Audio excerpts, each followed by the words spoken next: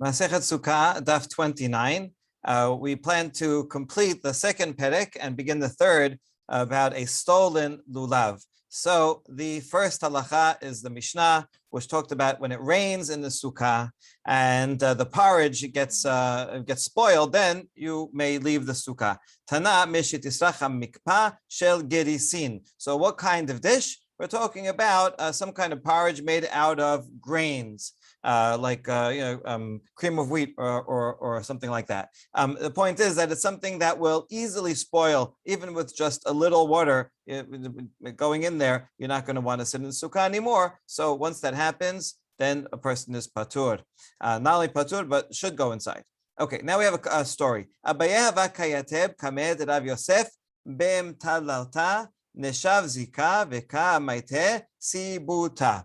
So one time Abaye was sitting in the sukkah and wind came and blew some splinters from the sechach, little pieces of wood went and fell into his food.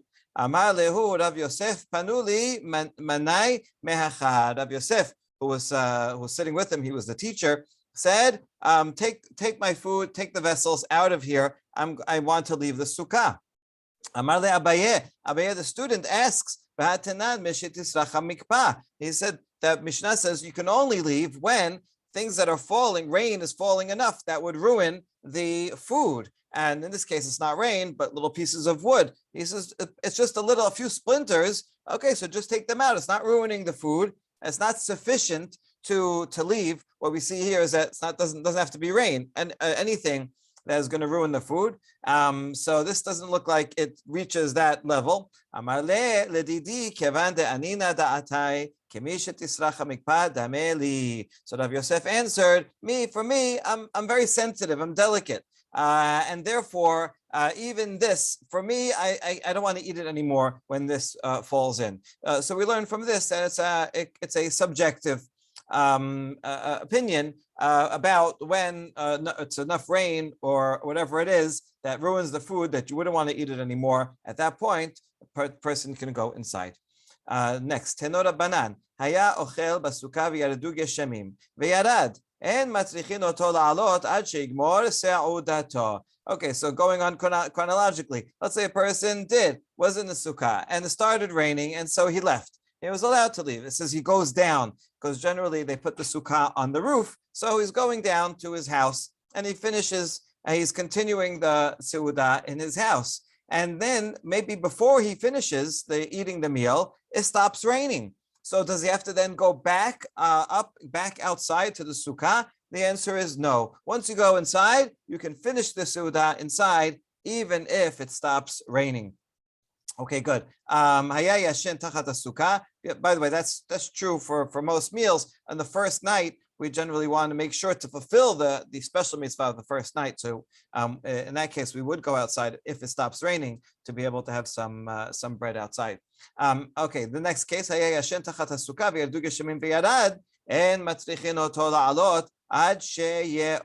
someone was sleeping in the sukkah and then it started raining, and so you leave the sukkah and go down to your bedroom, and then it stops raining. Do you have to go wake up in the middle of the night? You have to ask someone, if it stops raining, wake me up so I can go back to the sukkah? No, the same thing. You don't bother the person to go back to the sukkah until until it gets light. This is ye'od with an aleph, meaning light.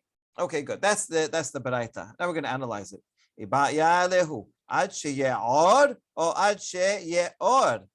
What is the correct girsa of this baraita? Is it in fact with an aleph as we read it, or is it with an ayin, ad sheye'od, that you don't have to go back until you wake up? If you have an ayin, that would mean, let's say you go down at midnight, but then at 3 a.m, you wake up for some reason and you look outside and see it stopped raining. Maybe then you have to go back in. Like, you don't have to get someone to wake you up.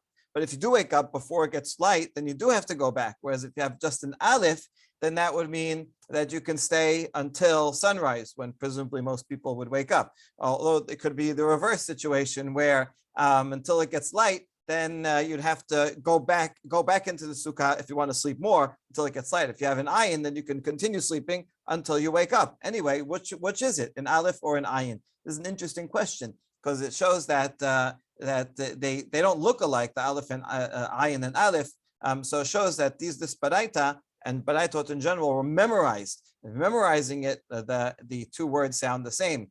And perhaps they didn't distinguish so much between Aleph and Ayin. We do know that in Eretz Israel, they pronounced the gutturals similarly.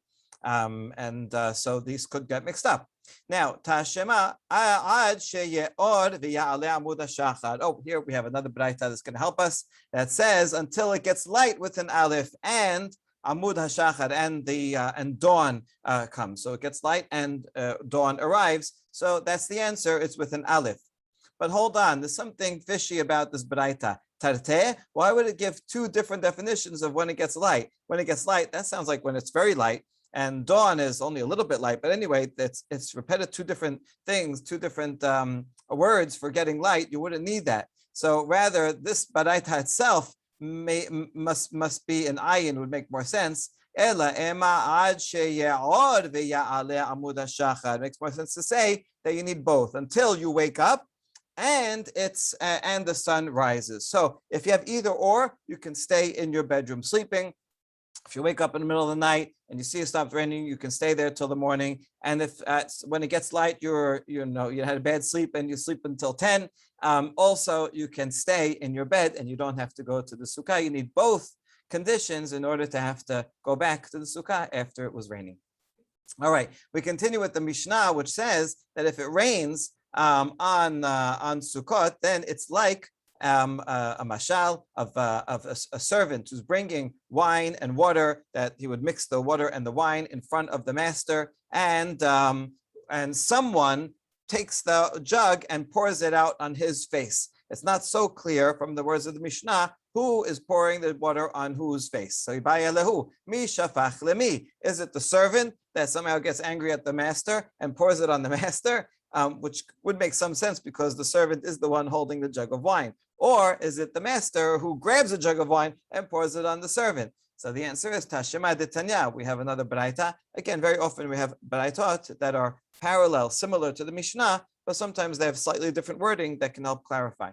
Shafach lo rabbo kiton al panav amar lo ifshi b'shimushcha. So you see, it's the master who grabs the jug. Guess how angry he is, and pours it on the servant and says, I no longer want your service. And so that is like, if it rains on Sukkot, we prepared the whole Sukkah, and we're coming to serve HaKadosh Baruch Hu, and then look what happens, we get rain on our heads. And so therefore, this is a negative sign. It shows that our service is not wanted, which also has another corollary, which is, let's say a person wants to sit and stay in the Sukkah while it's raining. So I'm going to be, I don't mind. And I'm going to be extra pious, extra machmir. So really you shouldn't. And some sources call the person chasid shoteh. This is or maaseh hejot. This is something an idiot would do. Right, so you're patur, you don't have to sit. And Kadosh Baruch Hu rejected your service, so don't stay there. It's going to make them only more upset. You go inside. There are some Hasidic groups that do have the custom, however, to remain in the sukkah even while it's raining. Okay, so that's the mashal. It's interesting that it's in this particular case we apply this. In other cases, let's say it was kiddush levana, right? To say berkat levana and it's cloudy. Do you say the same thing? Oh, look, see, God is upset and doesn't want. Is it a bad sign? Probably not. It seems specifically applies to sukkah, because we want to come and meet the Shekhinah and be able to eat the meal together, which is like a korban. So because of all the other symbolism and excitement about it, it's particularly a negative sign not to be able to fulfill this mitzvah. Okay, Tenor Banan. Bizman she'chama loka siman ra lechol ha'olam kulo. Okay, now the Gemara is going to transition from here to the rest of the Perek to talk about other things that are a bad sign. If it rains on Sukkot, especially the first night, that's a bad sign. Other things is an eclipse, a solar eclipse comes to the world. That's a bad sign for the whole world. This you can find in literature of the world, that they consider an eclipse to be a bad sign. I mean, it's kind of scary that the sun just becomes dark in the middle of the day. So you can understand why it made it into a little shop of horrors. So it's in modern culture too. Okay, Mashal lemadav adameh lemelech basav adam she'asa seuda l'habada ve'niach panas lifnehen. Another mashal, similar to a master, a king, and makes a festival for his servants, and he puts a lantern so that they can. It's nighttime, so that they can see. Then, for some reason, he gets angry at them, and so he tells the servant, take away the lantern so that they all will sit in darkness. So to the same thing, God provides the sun for us, and by taking away the sun, that is a negative sign, means that that he is upset about something that we are doing. Okay, Tanya, Rabbi Meir Omer, Kol zman shemeorot lokin siman ra lesonehem shel Yisrael. Rabbi Meir continues and says, anytime any luminaries are eclipsed, meaning the sun or the moon, that is a negative sign for the enemies of Israel. This is a euphemism. He really means that the Jewish people may see bad things happening. A fascinating phrase, because they experienced in their beatings. In other words, everyone blames the Jewish people for whatever happens in the world. They're the scapegoat. And so therefore, even though these are luminaries that are lighting up the whole world, one way or another, the Jewish people is going to get the brunt of the punishment. So that's amazing that Rabbi Meir saw that pattern already 2,000 years ago. Mashal lesofer sheba lebet hasefer rus'a beyado, mi doeg, mi sheragil lilkot bechol yom vayom, hu doeg. A parable to a teacher that calls a sofer a teacher. So I mean, they're also right, but they were experts in the Torah and the words and language of the Torah. So a teacher comes to teach the little children, and he brings a whip in his hands. Who's going to worry the most? The kid that gets hit every day, he's going to be the one to worry because he knows he's the one that's going to get hit, right? The A student in the front of the class, he doesn't have to worry. He never gets hit. So too, the nimshal is that Bnei Israel are, because they are used to suffering, used to punishments, they're the ones that, in a way, maybe because of God's love, he rebukes them because he sees our potential. Nevertheless, when you see the whip coming out, you know that kid has to worry. So too, when we see an eclipse, it's Bnei Israel particularly that should worry. Tenora banan, bizman shehama loka, siman ra lagoyim, lebana loka, siman ra lesonehem. Now another baraita that's slightly different. Here before, Rabbi was talking about both the sun and the moon, and now we see that no, maybe there's a difference between their symbolisms. When the sun is eclipsed, that's a bad sign for the rest of the nations of the world. When the moon is eclipsed, it's a sign of negative sign for the enemies of Israel, meaning the Jewish people. Why? Because the Jewish people, our calendar is lunar based. We have 12 lunar months. The Rosh Chodesh is always the first of the month.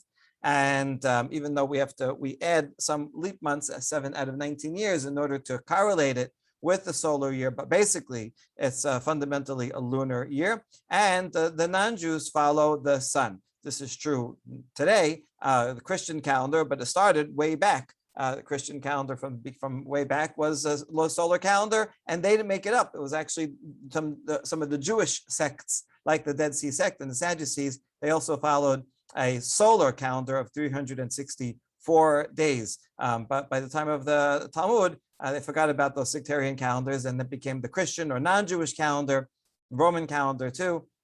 So since they follow the sun, so the sun is a bad sign for them. Since we follow the moon, eclipse of the moon is a bad sign for us. Further distinctions: Lokaba Mizrach, Siman Ra leYoshevei Mizrach, Ma'arav, Siman Ra leYoshevei Ma'arav. If you see an eclipse in the east, it's a bad sign for those who live in the east. If it's in the west, it's only a bad sign for those who live in the west. But if it's in the middle of the sky, then it's a bad sign for all of the world. More distinctions. Panav domin ledam, hayre ba le'olam. If during the eclipse the sun looks red, like blood, then there's going to be a great war that's going to come to the world. Lesak. If the sun looks darker, like sackcloth, which is made out of goat's hair, then you know that hunger is coming to the world. When people are very dying of hunger, their face blackens. If it's red and dark red, Then both will happen, both famine and war.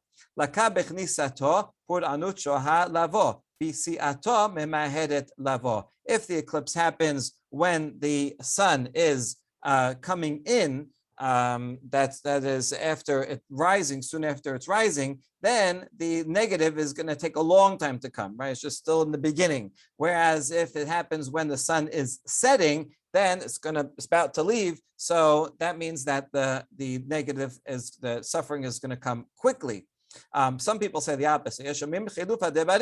That if when it just rises, that means, look, see, it's coming fast. It's coming fast. When it sets, it's already leaving. It'll be a long time. Okay, so opposite interpretations. So that's not very helpful.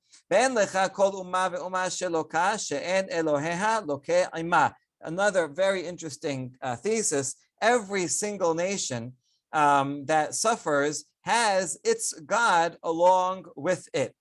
שנאמר ובכל אלוהי מצרים אעשה שפטים. In Shemot, Kadosh Baruch Hu says, I will bring out judgment to the gods of Egypt. Now he's bringing judgment and punishment upon Paro and the people of Mitzrayim. Paro himself considered himself a god and connected with all the gods of Egypt. And so here the Torah itself is saying that Hashem is doing battle with those gods. Now, obviously, the Torah is monotheistic. It doesn't believe that those gods exist. I think the point is that in the minds of the Egyptians themselves, they will realize that the gods that they believe in are nonsense. But this does reflect an ancient view among polytheists, that every single nation has their own God that takes care of them, and that if one nation destroys another, then in heavens there's also a parallel battle, and that God destroys that other God.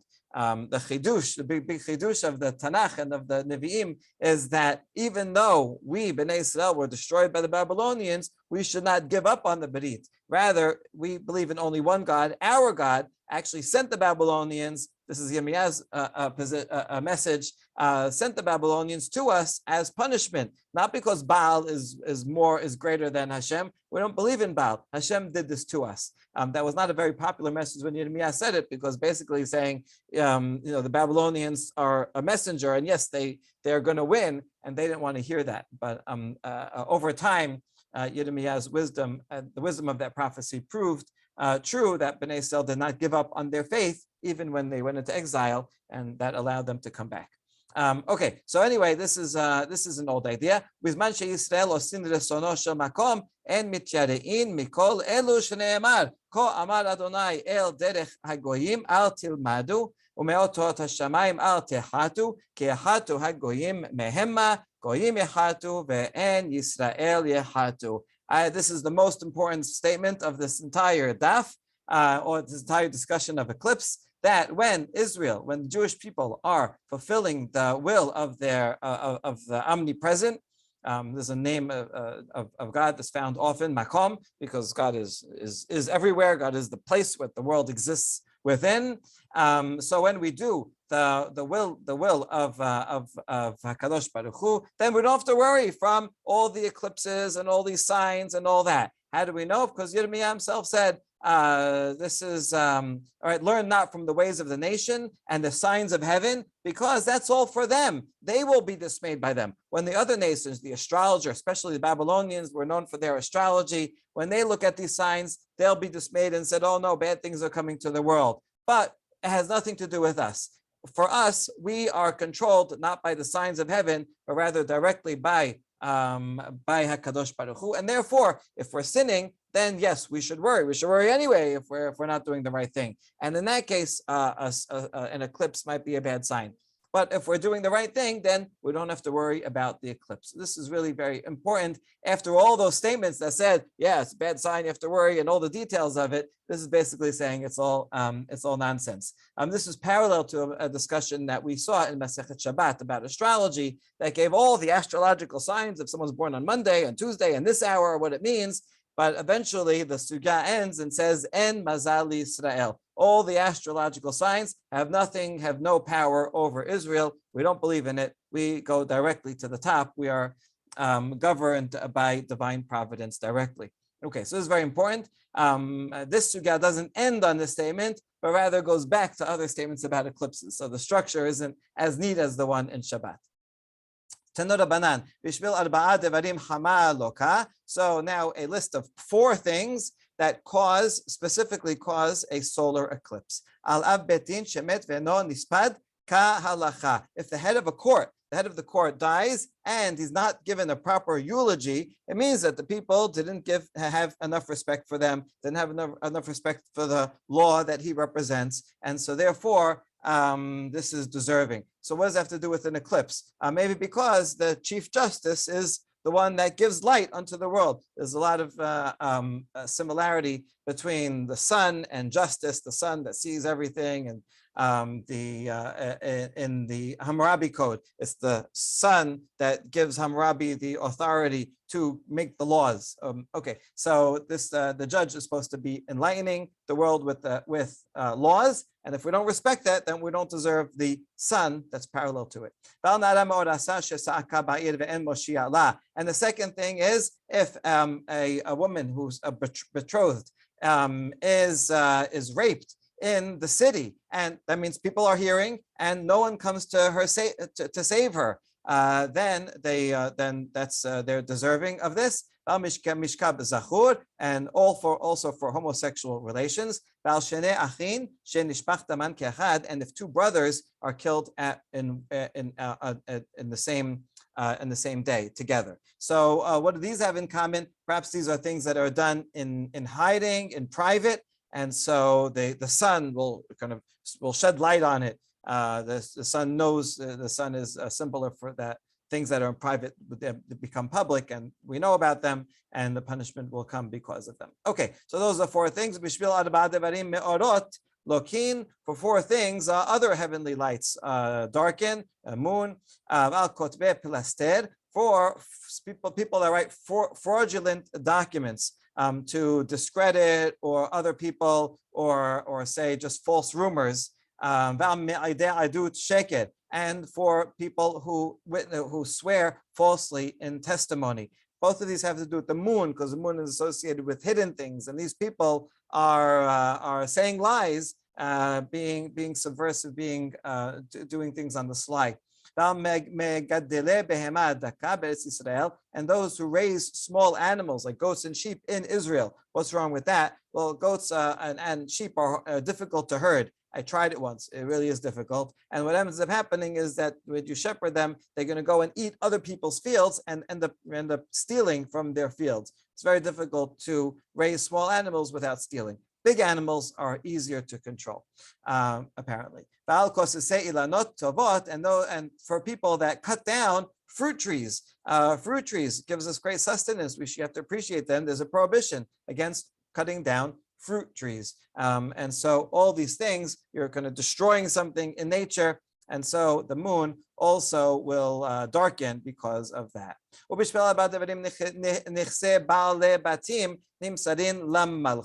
Now, since we listed a couple of lists of 4, here's yet another one that's negative, but nothing to do with astrology.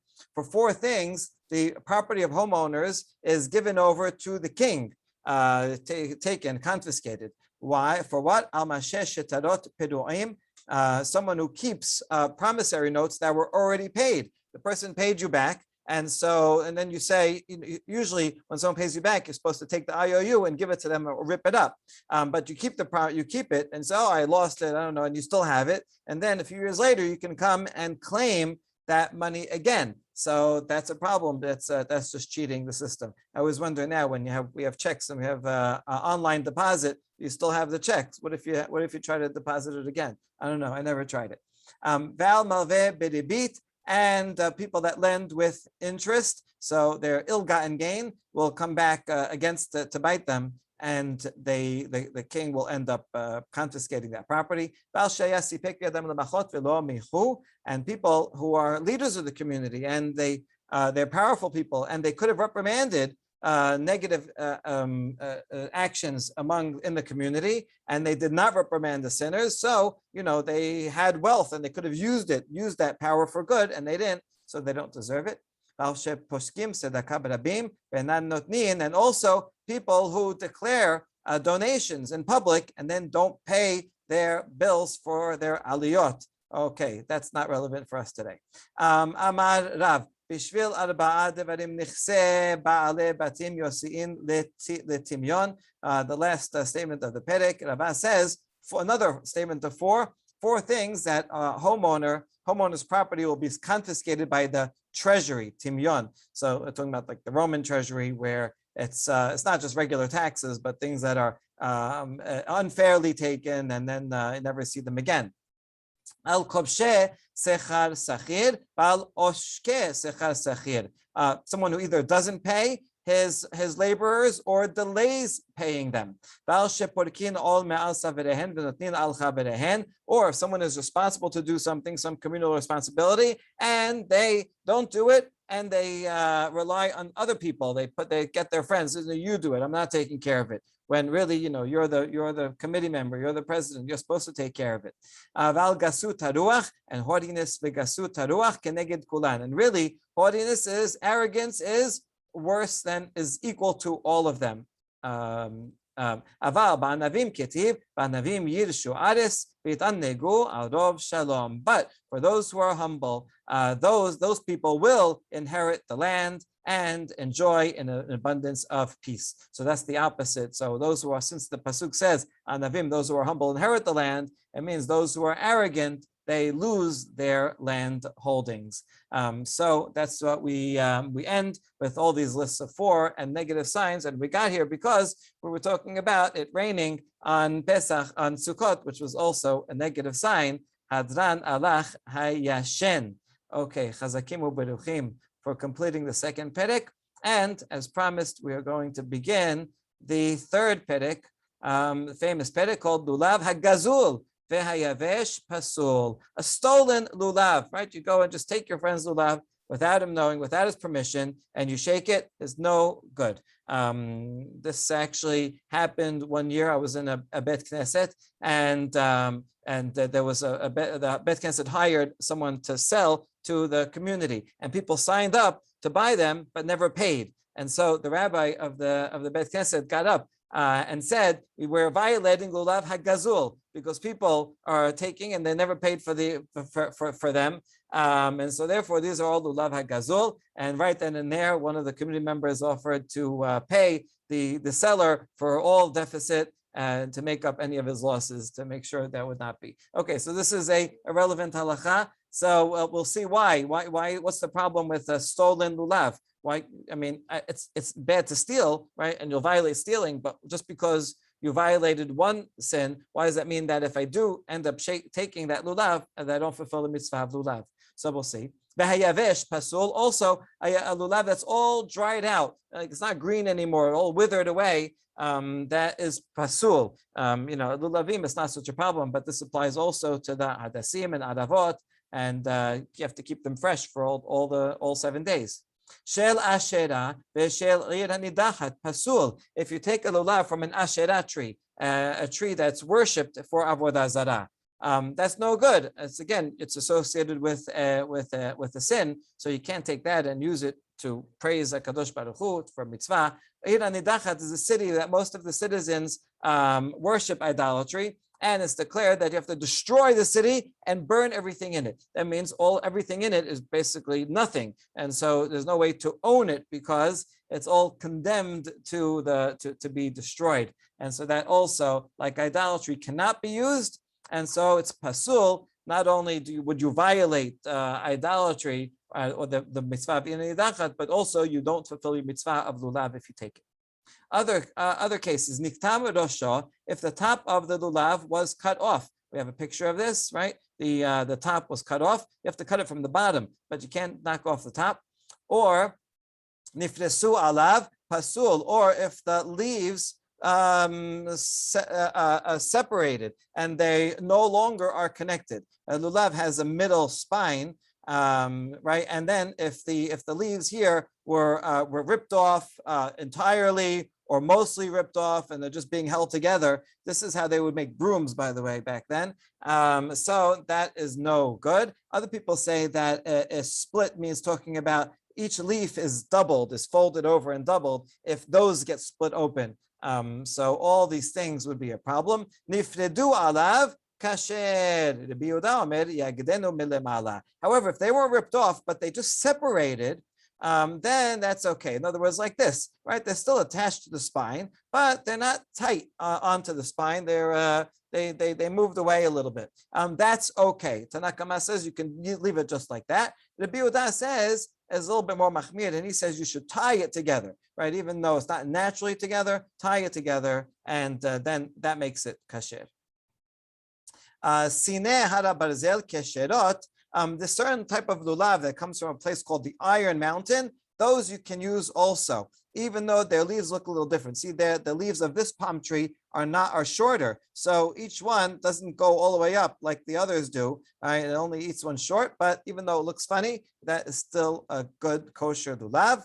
Lulav sheyesh po shelosha tefachim kedei lena'nei bo kasher. How long does the lulav have to be? At least 3 tefachim, about 9-10 inches.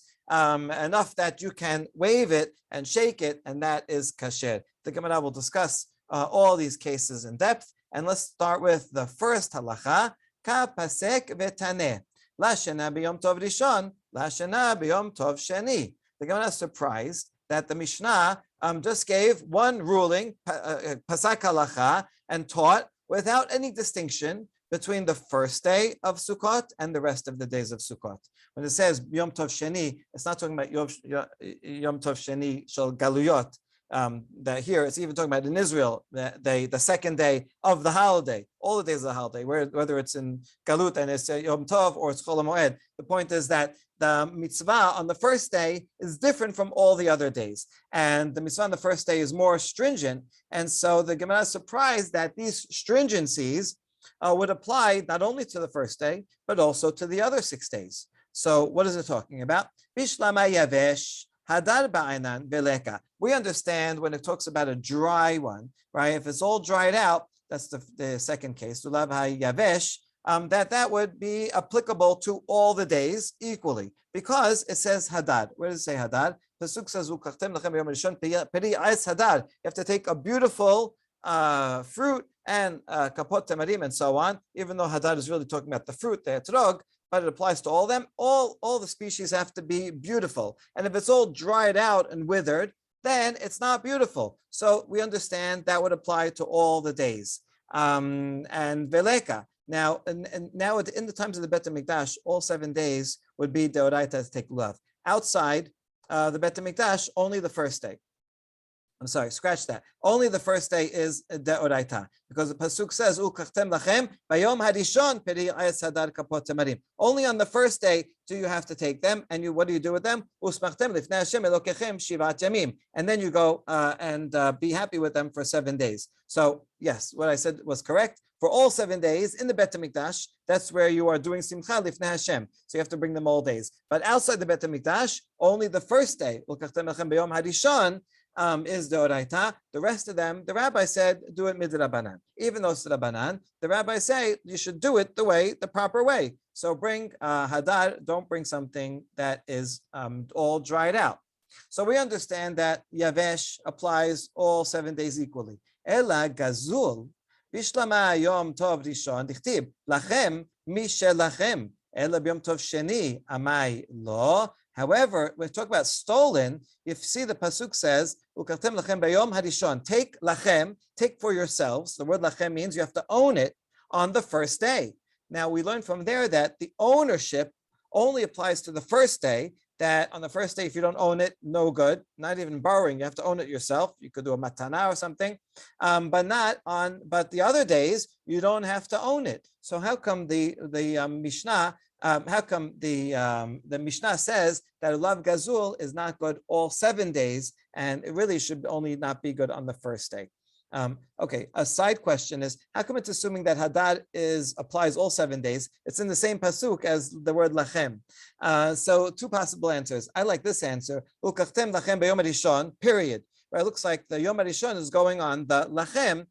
So for sure, it has to be yours the first day, but not the rest of the days. Not the rest of the days. Then, if you put a period there, Periyat Hadar Kapot Tamarim, the Hadar is talking about all 7 days that you take them. So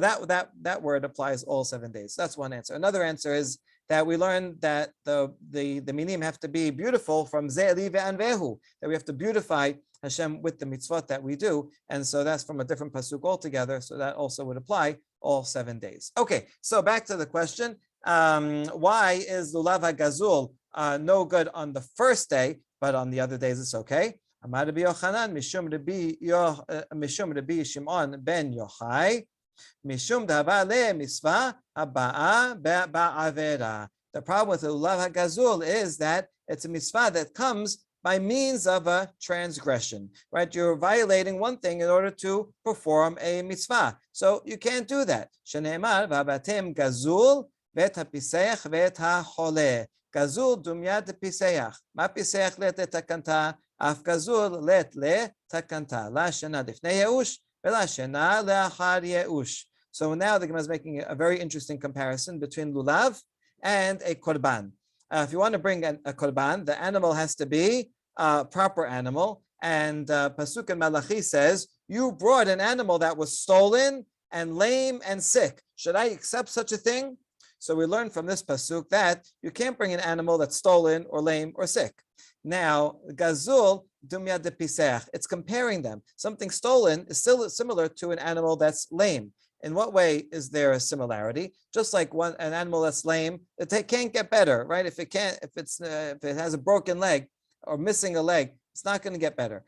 So too, when we talk about one that's stolen, it's talking about a case where there's no way to recover it, to make it better.